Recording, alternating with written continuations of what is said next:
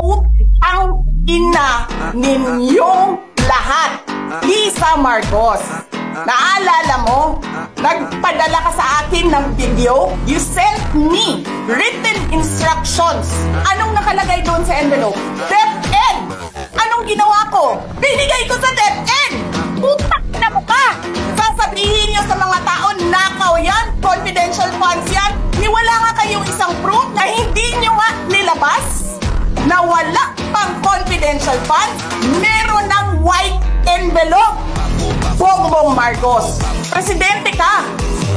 May speaker ka na involved sa bribery ng Supreme Court justices. May video, may kaso, may witnesses. Hindi mo tinanggal yung speaker mo. Pinabayaan mo siya abusuhin ang pera na bayan. Namimigay ng pera na para bang kanya. Martin Romualdez, nangangampanya tayo. Nakasakay tayo sa eroplano. Magkatabi tayo.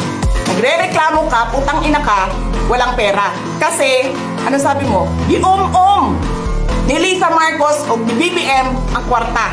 Reklamo ka ng reklamo sa akin. Ano sinabi ko sa'yo? Huwag ka mag-alala. Lahat ng gusto tumulong sa akin, ipapadala ko sa iyo. Kunin mo lahat. Wala ka ng pera. Sabi mo sa akin, okay lang.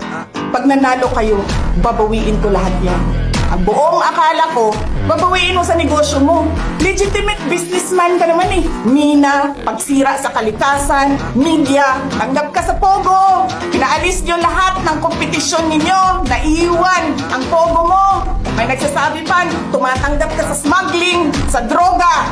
Tapos kuha ka sa National Treasury. Akin ito, akin ito. Babawiin ko lahat. Masakit sa akin, Martin, hindi yung pagsira ng pangalan ko eh. Ang masakit sa akin, maalis mo man ako sa presidential race, hindi pa rin ikaw ang presidente. King ina mo. Walang buboto sa'yo. Please lang. Wala. Hindi ka nga dumadaan ng contest eh. Kasi wala kang kalaban sa Tacloban. There is nothing in you except money. Yan lang, Martin. Harapin mo yung katotohanan. Walang walang boboto sa'yo. Senador man, Vice President man, walang boboto sa'yo. Hindi ko nga alam kung mananalo ka pa ngayon sa Tacloban eh.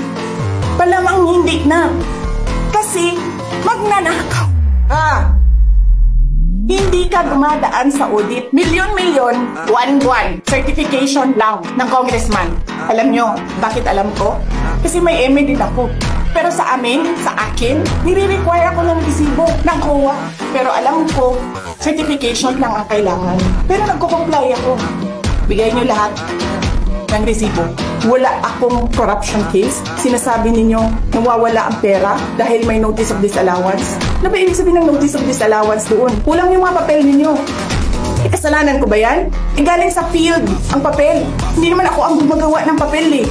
Walang nag-audit sa inyo. Sino ang nag-audit ng confidential funds ng Office of the President? Wala. Huwag kang mag-alala ma'am sa security ko kasi may kinausap na ako na tao. Sinabi ko sa kanya, kapag pinatay ako, patayin mo si BBM, si Lisa Araneta at si Martin Romualdez. No joke. No joke. Nagbilin na ako ma'am. Pag namatay ako, sabi ko, huwag ka tumigil hanggang hindi mo mapatay sila. And then he said yes.